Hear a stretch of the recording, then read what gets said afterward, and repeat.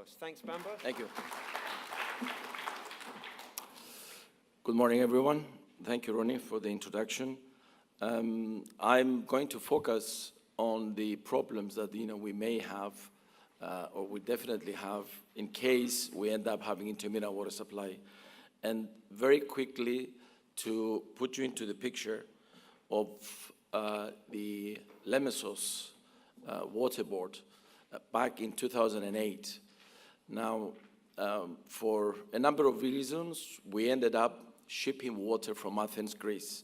It's a day-and-a-half trip by ship. We had 7 in the doing this route, 1 filling up in Athens, 1 emptying in Limassol, 1 standing by, and 2 en route either way, 2 coming and 2 going back. Now, the aim was to bring about 35,000 cubic meters of potable water per day to my hometown. 200,000 people, 100,000 customers, 1,000 kilometers of main, something like 45,000 service connections. So this will give you the picture.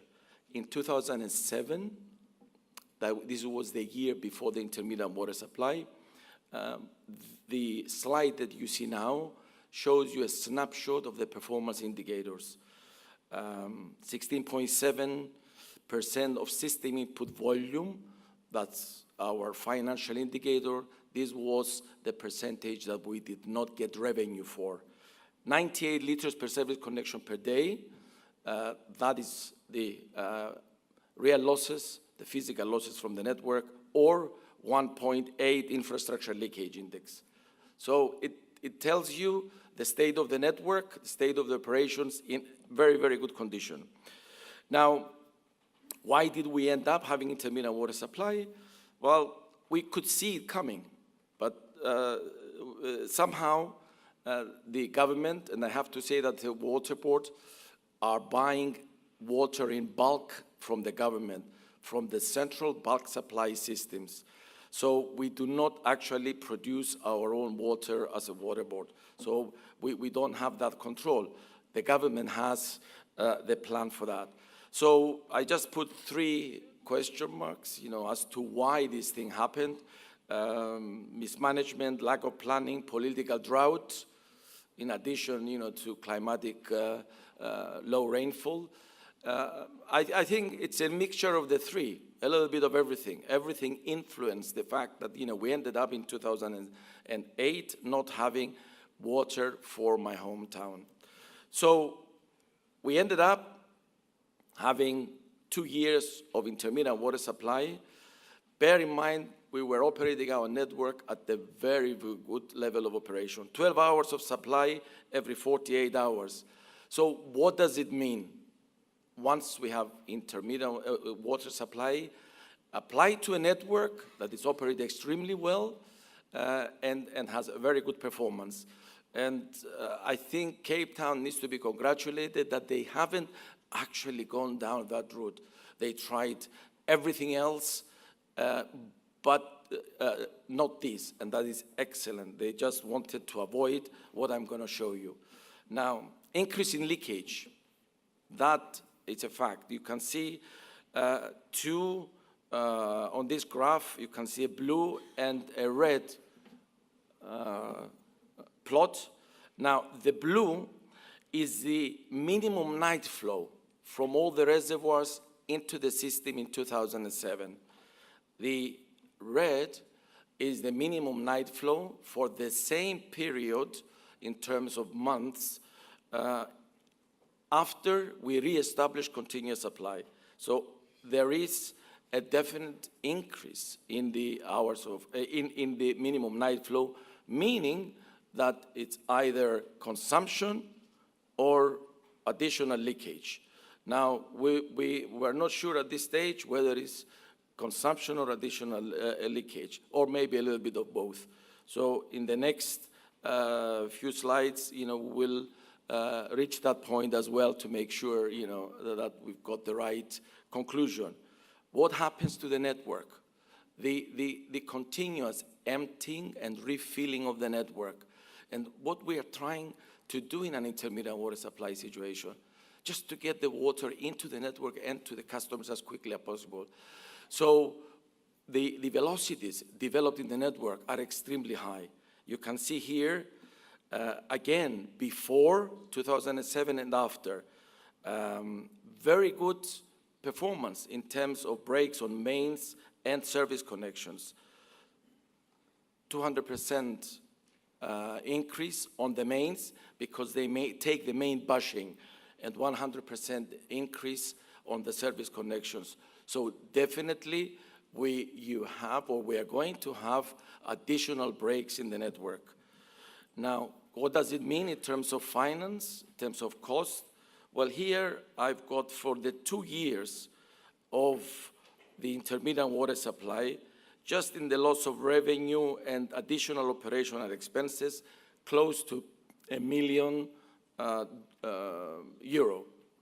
Perhaps now, exchange rate with US dollars, it would be 1.3, 1.25 million US dollars. For our utility, a small utility, that's a large amount of money. But we also have additional costs once we go back to continuous supply. And this, the first line here, 1.3 million, that's the water that was all lost additionally because of increased leakage, and plus an estimate of the cost of locating the additional leaks and fixing them. So all in all, about 2 million, the extra cost. Now, was it leakage, that additional volume, or consumption as well? We can see here from this slide that we have done a comparison of the system input volume and customer consumption, and taken 2007 as the base year. In the first year, we had a decrease in the system input volume of 17.5, and obviously we had a decrease in the customer consumption of 9%. So the additional decrease is due to less leakage in the network because of less hours of supply.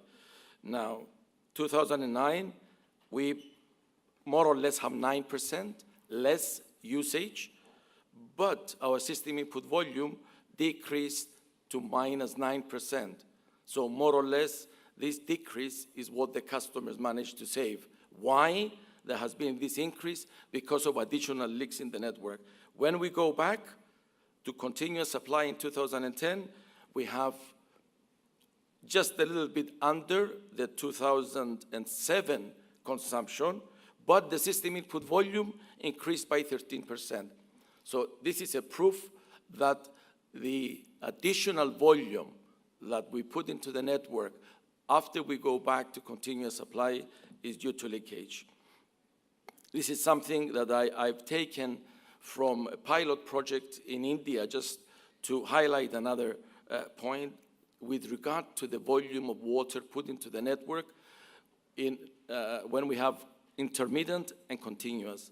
The red color shows the volume during intermittent water supply in the 3 cities. These are pilot projects, by the way. The blue shows the input volume into the network during continuous supply.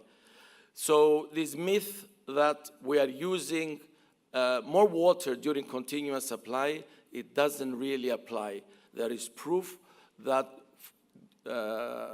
under continuous supply conditions, which are controlled conditions, Tim said yesterday that we need to have control of our system.